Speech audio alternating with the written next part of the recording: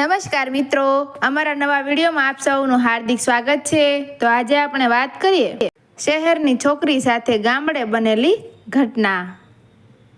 ગામના આકાશમાં આજ રોજ અદ્ભુત ઉજાસ હતો। સૂર્યના કિરણો જેમ ઘરની ઓટલીએ નાચતા જણાતા હતા, તેમજ એક ગામના દરેક ખૂણામાં આનંદની રોશની ફેલાઈ ગઈ હતી। આજે અરવિંદનું લગ્ન હતું। ગામનો અભ્યાસુ, સંસ્કારી અને સૌમ્ય સ્વભાવનો યુવક શહેરમાં નોકરી કરતા અરવિંદ માટે આખું ગામ ગર્વ અનુભવતું હતું, અને એની જીવનસાથી રિદ્ધિ એક નમ્ર, સંસ્કારી અને મીઠી બોલતી છોકરી, જેના ચહેરા પર હંમેશા એક શાંત સ્મિત રહેતું રહે। લગ્નના ઘરમાં આજુબાજુ રંગોળીઓથી સજાવટ થઈ હતી। વહુ વાવડા, ગીત ગાન, ઢોલ નગારા, શહેનાઈની ધૂન અને વચ્ચે વચ્ચે ખુશીના અવાજોથી ભરેલો માહોલ।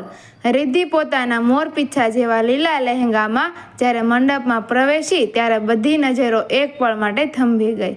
તેના ચહેરા પરની લાજ, આંખોમાંની ચમક અને પિતાના ગાલ પરનું સ્મિત બધું મળી એક અદ્ભુત દ્રશ્ય સર્જી ગયું।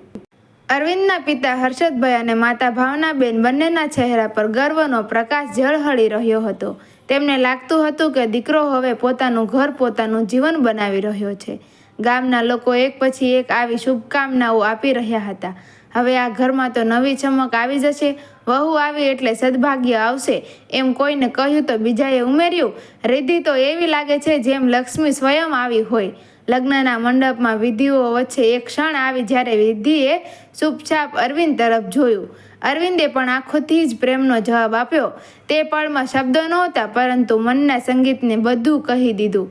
વહુના પિતાએ વિદાય અને વખતે આંસુ છુપાવવા આંખ નીચે જોઈ લીધી, અને માતાએ છોકરીના માથા પર હાથ ફેરવી કહ્યું, બેટી, તું ત્યાં પણ એ જ રીતે રહેતી, હસતી રહેજે જેમ અહીં હસતી હતી। રિદ્ધિએ ધીમેથી માથું હલાવ્યું, પરંતુ તેની આંખોમાંથી સરકી ગયેલું એક નાનું ટીપું તેની લાગણીઓનું સાક્ષી બની ગયું। તે દિવસની સાંજ અરવિંદના ઘરમાં નવા જીવનની શરૂઆત થઈ। મીઠા અવાજોમાં, આશીર્વાદના શબ્દોમાં અને ખુશીના રંગોમાં પણ રિદ્ધિના મનમાં એક અજાણું તણાવ પણ હતું। નવું ઘર, નવા સાસુ સસરા, નવી રીતો। અંદરથી એ વિચારી રહી હતી, હું બધાને ખુશ રાખી શકીશ ને? અરવિંદે એના હાથ પર હાથ રાખી ધીમેથી કહ્યું, ચિંતા ન કર રિદ્ધિ, આપણે સાથે છીએ ને, બધું સારું થશે। તે શબ્દોમાં તેના માટે એક સુરક્ષા, એક વિશ્વાસ છુપાયેલો હતો। રિદ્ધિના ચહેરા પર ફરી સ્મિત ખીલી ગયું। એક નવી સફર, નવી શરૂઆત, સપના જેવી શરૂઆત। લગ્નને હવે એક અઠવાડિયું વીતી ગયું હતું। અરવિંદ ફરીથી શહેરમાં નોકરી માટે જવાની તૈયારી કરી રહ્યો હતો। તેની નોકરી અમદાવાદમાં હતી અને રિદ્ધિ હવે ગામમાં જ રહેવાની હતી, કારણ કે અરવિંદના માતા પિતાએ કહ્યું, વહુને થોડું ગામનું વાતાવરણ સમજાય, લોકો સાથે મેળ બેસે એ પછી લઈ જજે। રિદ્ધિને નમ્રતાથી માથું હલાવ્યું। તેના મનમાં થોડો ખાલીપો હતો। લગ્ન પછી જે સ્વપ્નો જોતી હતી, તેમાં અરવિંદ સાથેના દરેક પળનું જીવન હતું, પણ હકીકતમાં હવે એકલી રહી જવાની હતી। અરવિંદે જતા પહેલા કહ્યું, રિદ્ધિ, તું ચિંતા ન કર, હું દરરોજ ફોન કરીશ। મમ્મી પપ્પાની વાત સાંભળજે, એ લોકો તને ખૂબ સ્નેહ કરે છે। રિદ્ધિએ સ્મિત આપ્યું, પરંતુ અંદરથી આંખો ભીની થઈ ગઈ। અરવિંદ ગયા પછી ઘરનો માહોલ ધીમે ધીમે બદલાતો ગયો। સાસુ ભાવનાબેન રોજ બહુને કામ શીખવતી, બેટી આ રીતે રોટલી વણી લે, એ રીતે ચા ગાળી લે, પરંતુ બોલાવવાની રીત ક્યારેક કઠણ લાગી જતી। રિદ્ધિએ કદી વિવાદ કર્યો નહીં। તે હંમેશા હળવાશથી બોલતી, હા માં, હમણાં કરી લઉં છું। સસરા હર્ષદભાઈ સાદા માણસ, પણ બોલવામાં થોડા કડક। સવારથી ખેતર પર જવું અને સાંજે વાડીએ બેસવું તેની રોજની રીત હતી। એક દિવસ તેણે ધીમે બોલ્યા, આજકાલના છોકરાઓની વહુઓને ગામડાનું કામ આવડે છે? ટકોરું પણ બેસતું નથી। રિદ્ધિ એ શબ્દો સાંભળી ચૂપ રહી ગઈ। તેને ખબર હતી, ગામમાં વહુ માટે અપેક્ષાઓ અલગ જ હોય છે। હાથમાં કડા પહેરેલા પણ મનમાં સંયમ। દિવસો જતા રહ્યા। રિદ્ધિ સવારે વહેલી ઉઠે, ઘર સાફ કરે, ચા બનાવે, ભોજન તૈયાર કરે અને પછી વાડીએ બેઠી કપડાં ધોઈ લે। બહારથી જોતા બધું સામાન્ય લાગતું, પણ અંદરથી એ ધીમે ધીમે એકાંત અનુભવી રહી હતી। ફોન પર અરવિંદ સાથે વાત કરતી વખતે એ હસતી બોલતી, પણ કોલ પૂરો થતાં આંખો ભીની થઈ જતી। તેની ઈચ્છા હતી કે ક્યારે અરવિંદ ફરી આવશે અને એના ખભા પર માથું રાખીને ફરી વાત કરી શકશે। એક સાંજ હતી, આકાશમાં ધુમ્મસ છવાયેલું હતું, પવનના ઠંડક હતી અને રિદ્ધિ આંગણે બેઠી માટીના દિયા બનાવી રહી હતી। એને લાગ્યું, જીવન પણ કદાચ આવું જ છે, માટીની જેમ નરમ પણ સ્વરૂપ આપો ટકાઉ બની જાય। એ જ સમયે ભાવનાબેન બહાર આવી બોલી, રિદ્ધિ, કાલે આપણા ખેતરમાંથી મહેમાનો આવવાના છે, બધું તૈયાર રાખજે. રિદ્ધિએ હસીને કહ્યું, હા માં, બધું થઈ જશે. પણ અંદરથી એ વિચારી રહી હતી, હું સૌને ખુશ રાખી શકું છું ને? એ દિવસથી રિદ્ધિના મનમાં એક અજાણો સંઘર્ષ શરૂ થયો. પ્રેમ, ફરજ અને એકાંત વચ્ચેનું તણાવ. એ હસતી રહી, પણ આંખો હવે વારંવાર વાદળથી ઘેરાઈ જતી. રાત્રિના 10 વાગ્યા હતા. આખું ઘર શાંત હતું. બહાર પવન હળવે હળવે ઝાંઝવાના પાંદડાને હલાવી રહ્યો હતો. રિદ્ધિ રસોડામાં થાળીઓ ગોઠવી રહી હતી. થાળીઓના ટકોરા વચ્ચે તેનું મન ધીમે ધીમે થાકી ગયું હતું. સાસુ સસરાની વાતો હવે તેના માટે રોજની રીત બની ગઈ હતી. એ કહે, આ કામ એ રીતે કરવું જોઈએ. બીજો કહે, આ જમાનાની છોકરીઓ ધીરજ નથી. રિદ્ધિ કોઈને જવાબ આપતી નહોતી. તેના હસતા ચહેરા પાછળ હવે અદ્રશ્ય તણાવ છુપાયેલો હતો. એક દિવસ સવારે ભોજન બનાવતી વખતે તેના હાથમાંથી વાસણ સરકી ગયું. તૂટેલા વાસણનો અવાજ આખા ઘરમાં ગુંજી ઉઠ્યો. ભાવનાબેન તરત જ બહાર આવી ગયા. બોલ્યા, હે રિદ્ધિ, તને કંઈ કાયમ ધ્યાન નથી? એટલું સરળ કામ પણ નહીં થાય. રિદ્ધિ એક પળ માટે ચૂપ રહી ગઈ. એના હોઠ હલ્યા, પણ શબ્દો બહાર આવ્યા નહીં. હૃદયમાં કંઈક તૂટી ગયું. એ વાસણ સાથે જ બપોરે જ્યારે બધા આરામ કરી રહ્યા હતા, રિદ્ધિ આંગણાની વાડીએ બેસી રહી હતી. પાછળ ખેતરમાંથી આવતી પવનની લહેર એના ચહેરાને સ્પર્શી ગઈ અને એ આંખ બંધ કરી બેઠી રહી. એના મનમાં વિચારોનું વાવાઝોડું ઉઠી ગયું. શું હું ખરેખર એટલી નબળી છું કે ફક્ત એક ભૂલથી બધું ખોટું થઈ જાય છે? અરવિંદ હોત તો કદાચ એમ ન બોલ્યા હોત. એના હાથમાં પહેરેલી વીંટી ઝળહળતી હતી. એ વીંટી એના અને અરવિંદના પ્રેમની નિશાની હતી. એણે વીંટી તરફ જોયું અને ધીમેથી બોલી, તું જ કહી દે ને અરવિંદ, હું સાચી છું કે ખોટી? એક ટીપું એના ગાલ પરથી સરકી નીચે પડ્યું. એ પાણીનું નહોતું, એ મનની પીડાનું પ્રતિબિંબ હતું. એ રાત્રે ફોન વાગ્યો, અરવિંદનો કોલ. રિદ્ધિએ અવાજમાં ખુશી લાવવા પ્રયાસ કર્યો. હા બોલો, કઈ રીતે છો? અરવિંદ બોલ્યો, હું બરાબર છું. તું કેમ છે? રિદ્ધિ બોલી, બધું સારું. મા બાપુજી પણ સારી રીતે છે. પણ એના અવાજમાં છુપાયેલું દર્દ અરવિંદને ન સમજાયું. ક્યારેક ફોન પર શબ્દો બધું કહી શકતા નથી. મનમાં ભાવ તો આખો જ રહી શકે. કોલ પૂરો થયા પછી રિદ્ધિએ પોતાના મનને સમજાવ્યું, શાયદ આ બધું પણ સમયનો ભાગ છે. હું સહન કરી લઈશ અને કમજોરી બતાવવાની નથી. તે ફરી ઊભી થઈ, આંગણું સાફ કર્યું અને દિવાલ પર લટકેલા નાનકડા દિયા પાસે ગઈ. દિયાની જ્યોત ધીમે ધીમે બુઝકતી હતી. તે જ્યોત જેવી જ એનું મન પણ હતું. પવનની ડોલતું પણ બુઝાતું નહીં.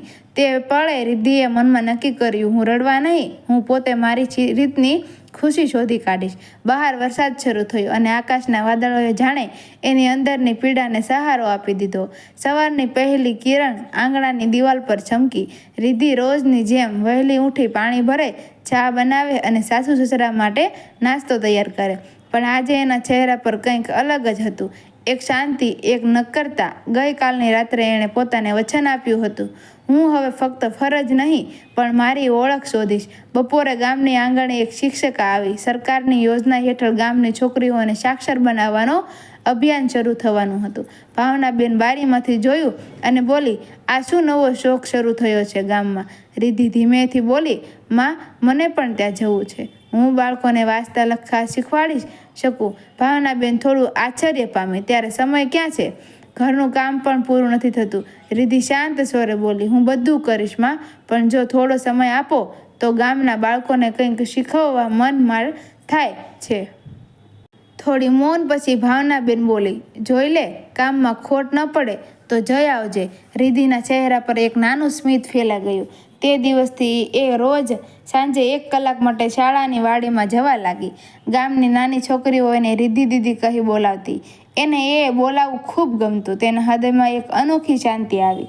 જ્યાં પહેલાં ખાલીપો હતો, ત્યાં હવે આ અર્થ જન્મ્યો. એક દિવસ એક નાની છોકરી ચાંદની, જે હંમેશા ચૂપચાપ રહેતી, રિદ્ધિ પાસે આવી બોલી, દીદી, હું લખી શકતી નથી, પણ તમે હંમેશા કહો છો કે હું કરી શકું છું. એ માટે હું આજે ફરી પ્રયત્ન કરીશ.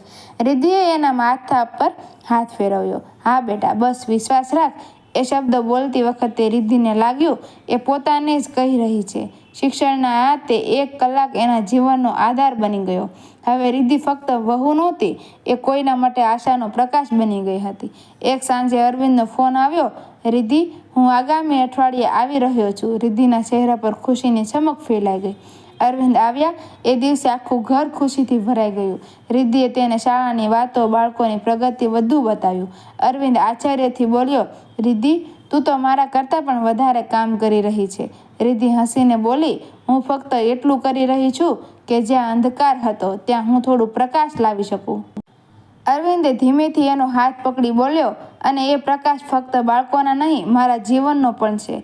તે પળે રિદ્ધિની આંખો ભીની થઈ ગઈ, અને એ પણ આંસુ હવે દુઃખના નહોતા, એ આનંદના, સંતોષના અને ગૌરવના આંસુ હતા. તે દિવસથી રિદ્ધિ ગામની દરેક સ્ત્રી માટે પ્રેરણા બની ગઈ.